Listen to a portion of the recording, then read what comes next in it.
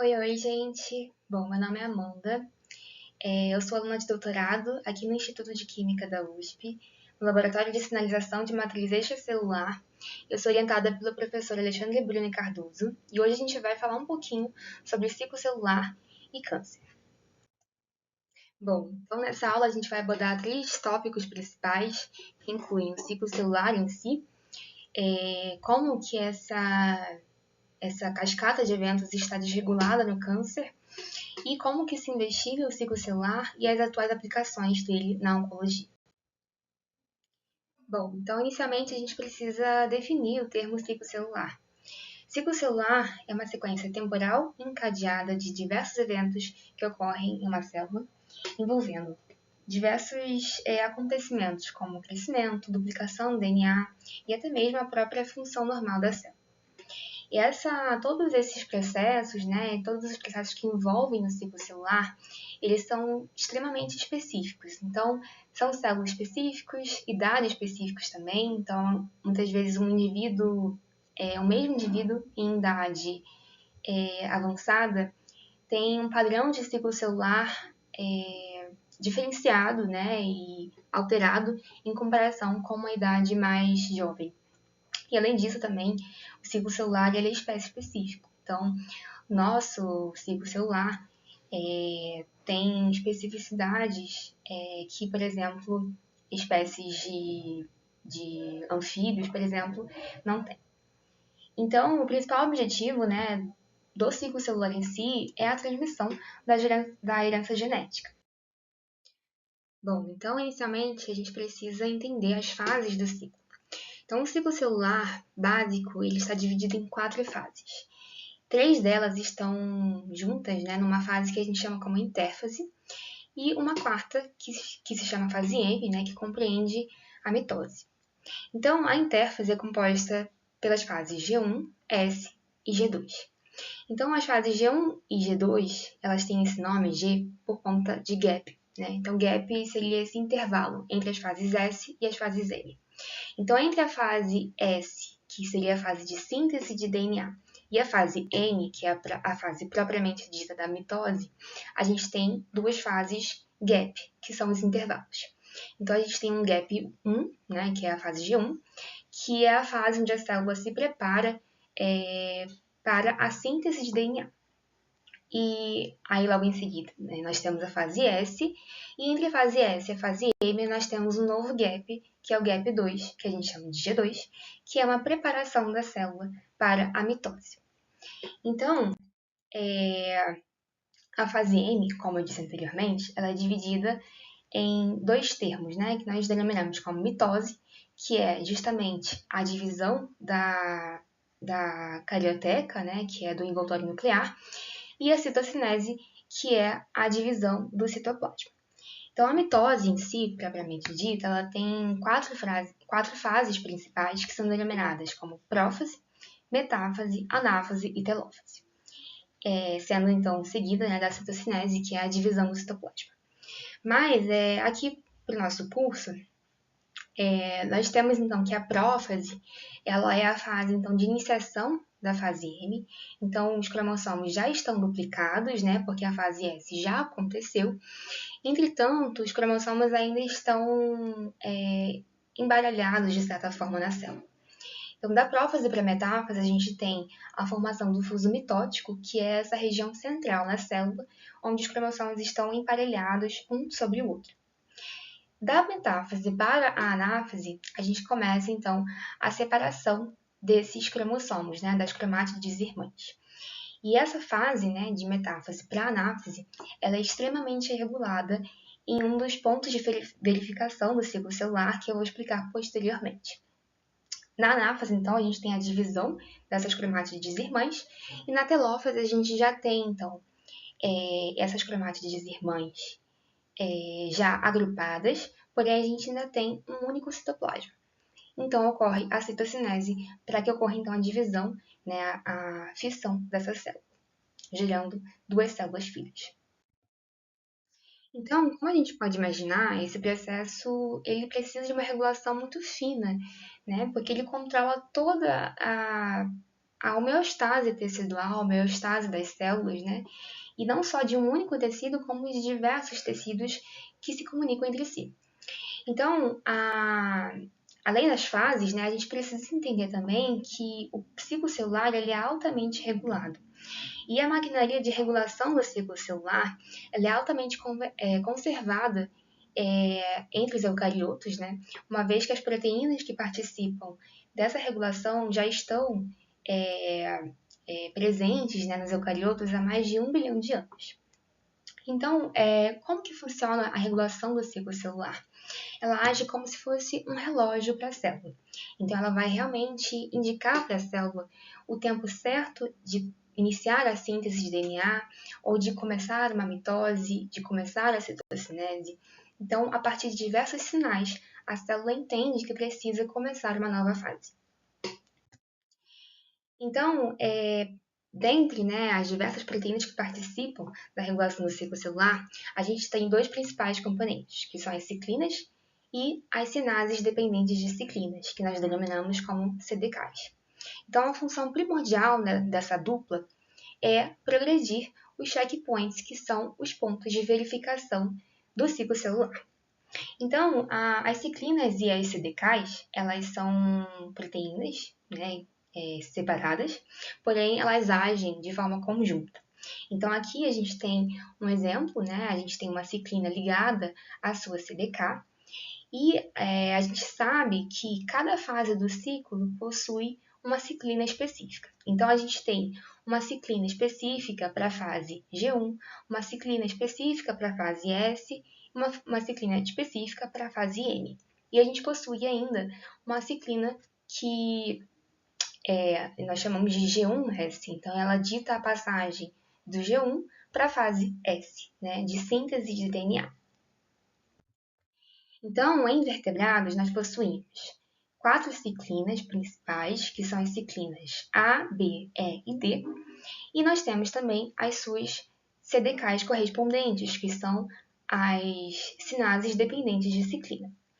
A gente sabe que sinases são proteínas que fosforilam outras proteínas. Então, essas sinases dependentes de ciclina, como o próprio nome diz, elas só se tornam proteínas capazes de fosforilar outras proteínas quando elas se ligam às suas ciclinas correspondentes. Então, para que uma sinase dependente de ciclina, uma CDK, possa agir, ela precisa da sua ciclina correspondente.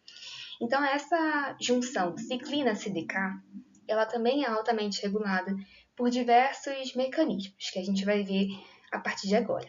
Então, eu citei alguns deles aqui, onde a gente pode ver que existem diversos mecanismos, como fosforilação e desfosforilação, ubiquitinação, regulação da transcrição dessas ciclinas e das CDKs, também a disponibilidade dessas proteínas nas células, então a célula pode enviar essas ciclinas ou essas CDKs para degradação, ou aumentar a síntese, né, dessas ciclinas e CDKs. E nós temos também proteínas que ativam as CDKs e proteínas que inativam essas CDKs, que são as sinases dependentes de ciclina. Então, a gente tem aí uma ampla gama de mecanismos que podem regular a junção de ciclinas e CDKs. E essa gama de eventos, né, eles são eventos que estão regulados, né, por diversos fatores na célula. Então, eu trouxe aqui alguns exemplos para que fique mais compreensível como que ocorre toda essa regulação. Então, um dos exemplos de regulação, né, das ciclinas e CDKs é por fosforilação e desfosforilação. Então, a gente tem duas proteínas que se chamam Wi1 e a outra se chama CDC25. Então, a proteína Wi1 ela é uma sinase. Então, como o nome diz, ela fosforila. Todas as sinases fosforilam. Então, a Wi1 ela consegue fosforilar o sítio ativo da CDK, né, das CDKs. E a partir dessa fosforilação desse sítio ativo, a CDK ela se torna inativa. E aí, se a célula receber, então, um outro estímulo, né, para ciclar, né, para começar a ciclar, para começar a proliferação, ela precisa, então, retirar esse fosfato que inibiu a CDK. E isso acontece, então, a partir de uma fosfatase, que é uma enzima que retira fosfatos. Então, a fosfatase, desse caso, é a CDC25, que vai retirar esse fosfato que foi adicionado pela Ui1, tornando novamente a CDK ativa. Uma outra forma, né, da gente regular essas proteínas é através das proteínas inibidoras de CDK, que nós denominamos como CKIs. Então, existem diversas dessas proteínas. Aqui eu trouxe especificamente a P27, que é uma inibidora da CDK2. Então, como que ela age, né? A P27, ela consegue, de certa forma, abraçar esse complexo CDK2 ciclina, né, que está ativo. Então, ela consegue entrar em contato tanto com a ciclina quanto com a CDK2 e ela, de certa forma, deforma o sítio ativo da CDK2, inibindo, né, o contato da CDK2 com a sua ciclina e, consequentemente, a ativação da CDK2. E, de certa forma, né, todos esses mecanismos de fosforilação, desfosforilação, degradação dessas ciclinas, CDKs, todos esses mecanismos de regulação, eles também são regulados por condições da célula, né? Como que a célula sabe quando que ela precisa, por exemplo, de uma fosfatase ou de uma sinase, né? Qual é o sinal que ela recebe para que ela ative uma proteína ou outra. Isso tem a ver com os sinais que a célula recebe, tanto externos, né? Ou seja, sinais de fora da célula, mas também sinais internos. Então, a gente percebe aqui que todas essas o ciclo celular, né, ele está ali no ambiente dele, mas ele vai ser regulado por uma cascata de eventos superiores, né? Então, por eventos de fosforilação que, por sua vez, são regulados por sensações, né, entre aspas, da célula, tanto do meio externo quanto do seu meio interno. Então, eu trouxe aqui um exemplo de como que o ciclo celular pode ser regulado por mitógenos. Os mitógenos, eles são basicamente moléculas, né, externas à célula que vão realmente induzir a mitose, né, induzir a proliferação celular. Então, eu trouxe aqui um exemplo onde a gente vê um mitógeno sendo reconhecido na superfície da célula, né, pelo seu receptor específico, gerando uma ativação de uma via de MAP-sinase, que é uma via pró-proliferativa, né, e, enfim, gerando uma cascata de eventos que gera a transcrição, né, e o aumento da atividade de proteínas reguladoras de transcrição ou de fatores de transcrição. Esses fatores de transcrição, aqui como exemplo o MYC, que é um importante oncogênico, né, o c-MYC, que atua, né, no ciclo celular, ele vai atuar de que forma no ciclo celular? Ele, então, induz a transcrição de ciclinas e CDKs, né, e dessa forma, essas ciclinas e CDKs tornam-se ativas. E o que acontece? Uma CDK ativa, ela atua como sinase, certo? Então, ela fosforila outras proteínas. Uma das proteínas que é fosforilada por uma CDK é a proteína RB, que é a proteína do retinoblastoma. Então, a proteína RB, quando ela está na sua forma ativa, ela está junto, né, está unida ali do seu par, que é a proteína E2F. Então, a proteína RB ativa, ela está unida ao fator E2F. E ela age de uma forma que inibe esse fator E2F. Quando, então, uma CDK se torna ativa, tá? Por essa cascata de eventos aqui que veio de um mitógeno, essa CDK ela tem a sua função de fosforilar ativa e ela passa a fosforilar a proteína RB. A proteína RB fosforilada, então, se solta do fator E2F e o fator E2F fica ativo, porque agora ele está solto, ele está livre do seu repressor, que é o RB. A proteína E2F ativa, ela atua como fator de transcrição. Então, ela realmente reconhece regiões prematuras de diversos genes, incluindo genes que participam, que codificam proteínas que participam da síntese de DNA. Então, aqui a gente tem uma cascata enorme, né, de eventos que veio desde o mitógeno e a sua recepção lá na membrana celular, até a cascata de diversas vias de sinalização intracelular, e então a atuação de uma CDK sobre a proteína do retinoblastoma e sobre o seu par E2F. Então, voltando aqui, reforçando esse mecanismo, né, a gente tem essa dupla, que é o E2F-RB, que é um importante regulador do início da síntese de DNA, e eles são altamente estimulados por mitógenos externos à célula, né? Então, quando a célula percebe que há condições, há nutrientes, né? Há fatores de crescimento ali que estão estimulando a célula a proliferar.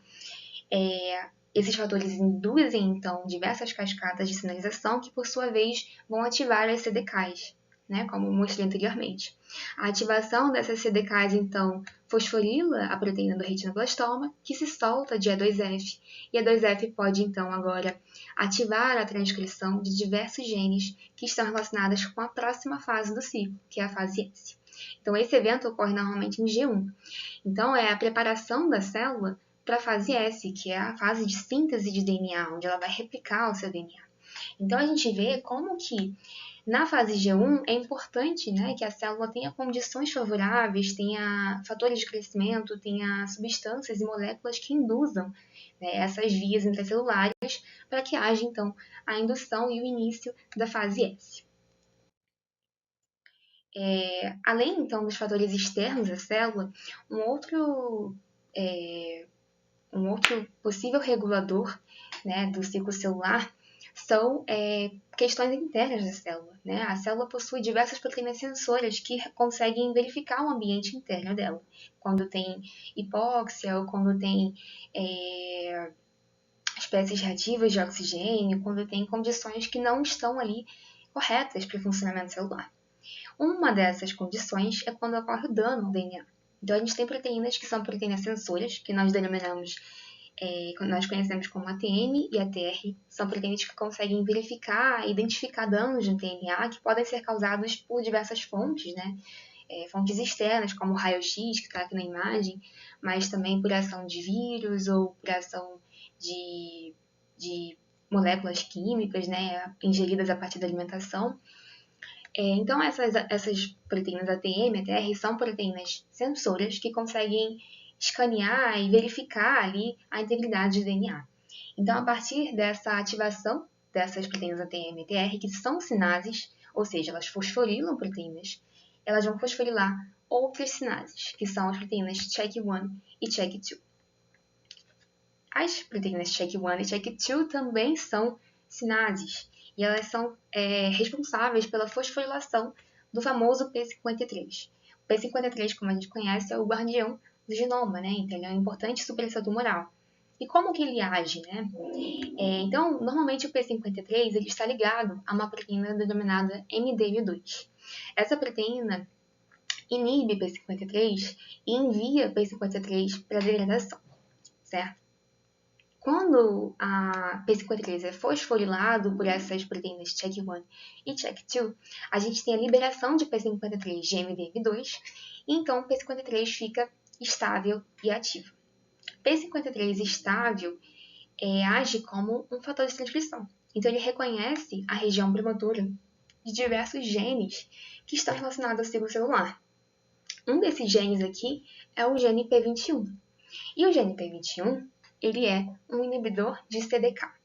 Então, como que se dá esse mecanismo? P53, então, vai ativar a transcrição do gene de P21. O P21 vai ser, então, transcrito, o gene do P21 será transcrito no seu RNA mensageiro, ocorrendo, então, a tradução e a geração da proteína P21. P21 é um importante inibidor de CDK1, né, que é uma das sinases dependentes de ciclina. Então, a gente tem a P21 abraçando o complexo CDK1 ciclina, inativando esse complexo. Inativando o complexo, o ciclo celular para. Então, é assim que o P53 guarda o genoma, né, como é o nome dele. Ele ativa, então, genes que vão, vão quebrar, né, vão parar o ciclo celular a partir, então, da desestabilização da dupla, né, ciclina-CDK. Bom, e a partir, então, de todos esses mecanismos regulatórios, a célula precisa ter alguns pontos durante esse ciclo onde ela precisa receber alguns sinais do tipo pode continuar ou do tipo não continua o ciclo, dá uma parada. Esses pontos são o que a gente chama de checkpoints ou pontos de verificação.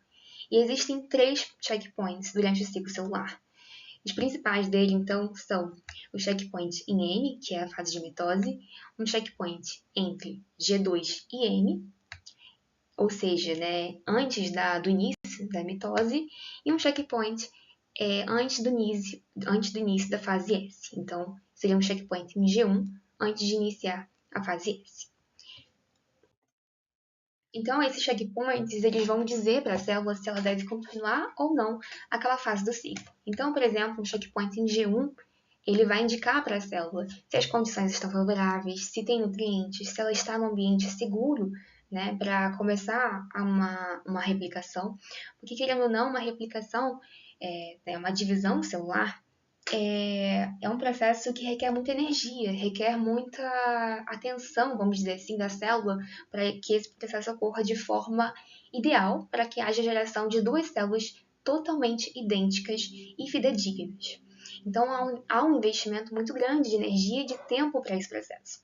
Se as condições fora da célula não são favoráveis, né, se não há nutrientes, se tem, por exemplo, um micro-organismo próximo da célula, se ela está em um ambiente de estresse oxidativo, não é o momento da célula gastar energia, né, gastar tempo replicando seu DNA. É o momento dela gastar energia se protegendo, né, desse ambiente estressante no qual ela está. Então, ela precisa desses pontos de verificação. Então, passado esse ponto G1, ela tem um segundo checkpoint em G2, né, onde ela vai verificar as condições estão ok, né? Ainda posso continuar? E uma outra verificação é todo o DNA foi duplicado na fase S? E por fim, a gente tem um checkpoint em N, onde a gente consegue, então, verificar se os cromossomos estão corretamente alinhados no fuso mitótico, para que, né, as cromátides irmãs sejam corretamente divididas e que não haja aneuploidias. Bom, então, reforçando, né, os checkpoints eles são pontos de verificação tanto da integridade do conteúdo de DNA, mas também do ambiente que a célula está. E eu trouxe aqui, então, um exemplo de como que esses checkpoints estão relacionados com as vias de fosforilação, as vias que eu citei anteriormente. Então, a gente tem o check 1 e check 2, que eu falei anteriormente, na via do P53, que são proteínas que são ativadas a partir de ATM e ATR, né, que são proteínas sensoras que verificam os danos do DNA. Então, a partir então de uma replicação de DNA incompleta ou algum dano no DNA, check 1 e check 2 são ativados. E relembrando, eles são sinases, então eles atuam fosforilando outras proteínas. Uma das proteínas que check 1 e check 2 ativa é o I1. E como foi dito, o I1 é uma proteína que inativa a CDK. Então, quando o I1 está ativo, ele é uma sinase que fosforila e inativa a CDK. Alguma CDK, né, em específico. Então, dessa forma, quando ocorre um dano ao DNA, essas proteínas check1 e check2 vão fosforilar o I1. O I1 fosforila a sua CDK. E então, esse complexo, né, CDK-ciclina, é desestabilizado. Tá? Então, aqui fica evidente como que a célula, ao sentir que as condições não estão ideais, né, tanto condições internas da célula como condições externas, conseguem gerar uma cascata de sinalizações intracelulares que são majoritariamente baseadas em fosforilação, conseguem inativar as ciclinas, que por sua vez não vão ativar as CDKs e que por sua vez não vão fosforilar outras proteínas. Então, é literalmente uma cascata de fosforilação ou desfosforilação de eventos. E é importante a gente entender, não gravar, mas entender que a célula atua através desses mecanismos de fosforilação para gerar ou não a progressão do ciclo celular.